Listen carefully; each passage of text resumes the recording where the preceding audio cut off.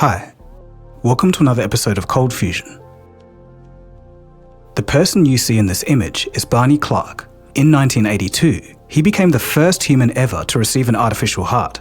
It was an experimental and risky endeavor, fraught with complications. He went on to live 112 days or about 4 months after the transplant, but he needed the best doctors of the nation, intensely close monitoring, and his heart was powered by a machine the size of a small refrigerator. Now fast forward to 2025 in Australia, and a patient walks out of hospital with no human heart in their chest. It's a moment in medical history. A man from New South Wales becoming the first in the country to receive an artificial heart.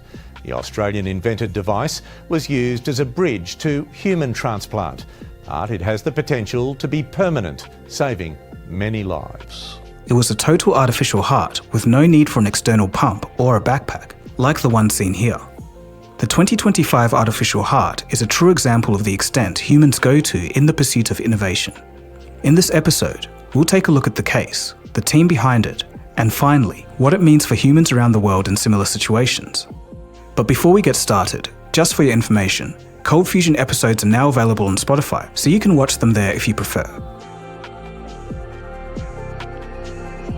You are watching Cold Fusion TV.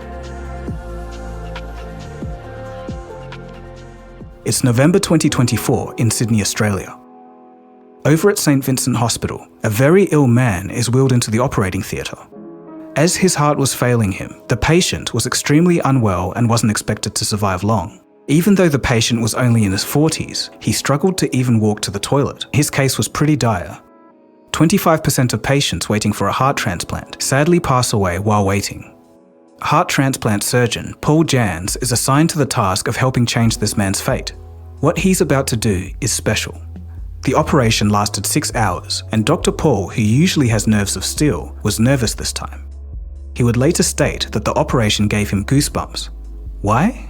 Because Dr. Paul is going to implant a new technology called the bivalve total artificial heart. The device was switched on by its inventor, Daniel Timms, and when it began pumping blood, it was a remarkable moment. The patient recovered very well and was discharged from the hospital. Dr. Paul states that these devices technically can't fail or be rejected by the human body. As he describes it, this is the holy grail of artificial hearts. The Sydney patient lived with the artificial heart for over 100 days before finding a donor heart. Overall, the surgery has been hailed a massive success. Our story of the new artificial heart starts with Daniel Timms. He came from Queensland, Australia. Daniel's father was a plumber, and as a child, he was used to tinkering around with mechanical pumps and valves, a skill set that would prove invaluable later in life. In Australia, we have a hardware store called Bunnings. It's similar to Lowe's in the US, and Bunnings was Daniel's second home. He would develop his inventions, travelling there with his dad every weekend. Daniel would later recount to the ABC Australia, quote, "We had a goal between us. Can we get the largest receipt at Bunnings? We were trying to buy as much as we could to progress this thing along," end quote.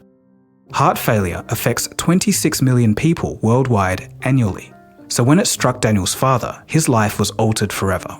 From this point, Daniel would dedicate his life into figuring out how to make sure that no one else would have to go through what he went through ever again.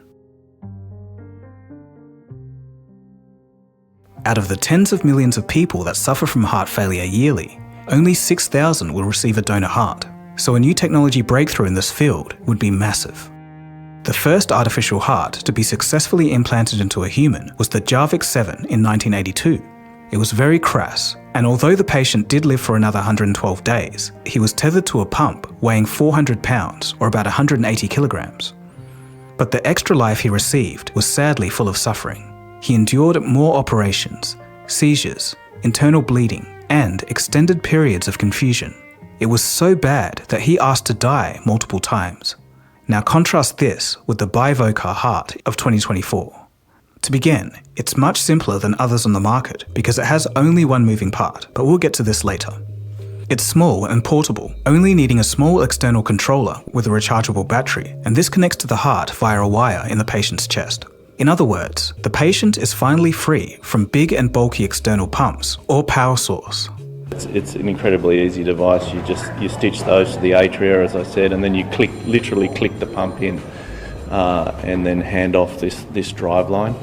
and turn it on. So that's a sort of, a moment where everyone holds their breath, but it turns on and it works. And then you slowly wean the patient off the heart-lung machine, which is keeping them alive while you do the surgery, and the pump takes over.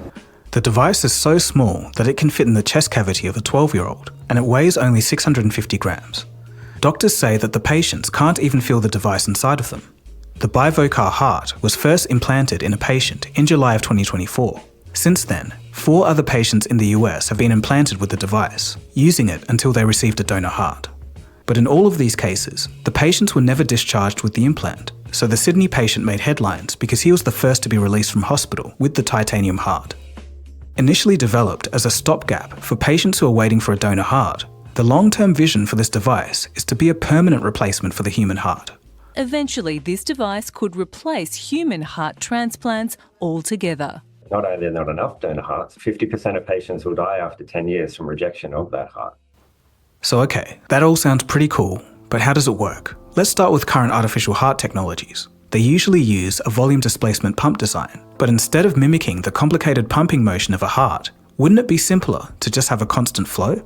Well, that's where the rotary blood pump comes into play. There's only one motor and a single, magnetically levitated rotor. This system simultaneously pumps blood to both the body and the lungs. It can deliver 12 litres per minute. That's enough blood flow for an exercising adult male. In addition, the blood flow is adaptable to the patient's activity via a smart controller. There's no valves, no flexing pumping chambers, no mechanical bearings to wear out, and it's made of titanium, meaning that it's friendly to the body and doesn't corrode. Interestingly, what sets this artificial heart apart from others is the maglev technology, the very same technology used in high-speed trains. The rotor within the system is magnetically levitated to avoid all wear and virtually all friction. The advantage of this, apart from being vastly more durable, is that it uses much less power than other methods, while maintaining high blood flow. No mechanical wear means the device won't break. And that's the most important thing, as you can imagine, for an artificial heart and something that's plagued the industry for the last 60 years. If you just have one rapidly spinning disc that's magnetically levitated, there's no mechanical wear, there's no opportunity for the device to fail at any particular time. And so that's the big difference between this technology and others that have come before. Now that is what I call engineering. The immediate future of this device is to be implanted in 4 more patients through 2025. Cardiologist Chris Hayward at St Vincent's Hospital, Sydney, said that the demonstration of this artificial heart proved that the device can be an alternative for those who would otherwise die while waiting for a donor heart. He tells The Guardian, quote, "Within the next decade, we will see the artificial heart becoming the alternative for patients who are unable to wait for a donor heart or when a donor heart simply isn't available." End quote. Dr. Timms, inventor of the device, is pretty bullish on the technology, obviously. We just need to make more devices. That's the only limitation now. We're ramping up manufacturing, so they are sitting on the shelf, ready and waiting." End quote. He thinks that in a matter of 3 years, the artificial heart will be implanted in many more people, and again, with the eventual goal of completely replacing the human heart. Of course, it's still an early technology, so the costs are naturally going to be high. Currently, the artificial heart is selling for 200,000 Australian dollars. So I don't need to tell you how amazing this is. A portable, simple design for a heart transplant that works so well that the patients don't even feel it within their body. While this is simply astonishing, we have to temper expectations. Professor David Collicorn from the University of Queensland gives his independent comments to The Guardian. He called it a, quote, "great technological step forward for artificial hearts, bridging hearts before transplant." But there were words of caution. He postulates that the artificial donor heart lasts around 3,000 days, or about 10 years. But 100 days for this new titanium heart is a far distance from those numbers. In his words, we have a long way to go until the artificial heart matches up with the resilience of a regular heart transplant. To lightly counter that, nobody actually knows how much longer the patient would have survived if he had to continue waiting to receive a donor heart.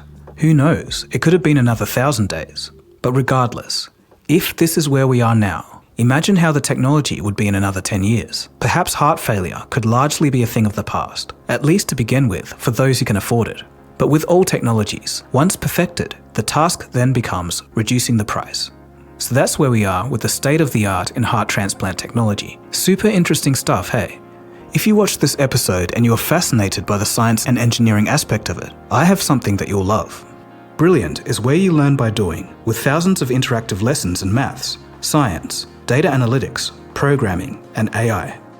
They have courses on how technology works, and it covers anything from passwords, recommendation algorithms, to how computer memory works. Each lesson on Brilliant allows you to play with concepts, a method proven to be 6 times more effective than watching lecture videos. Plus, all content on Brilliant is crafted by teachers, researchers, and professionals from MIT, Caltech, Duke, Microsoft, Google, and more. Learn at your own pace to brush up on a project for work or just for your own self-development and curiosity. To try Brilliant for free, visit brilliant.org/coldfusion, scan the QR code on screen, or click the link in the description.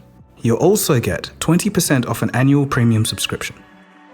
If you did like this, feel free to subscribe to Cold Fusion. There's plenty of other interesting stuff on science, technology, business.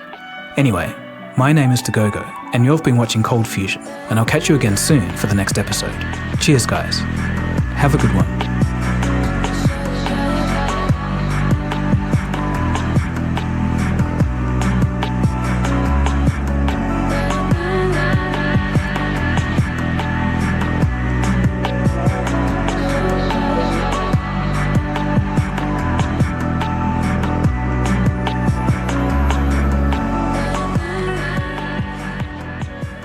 Cold Fusion.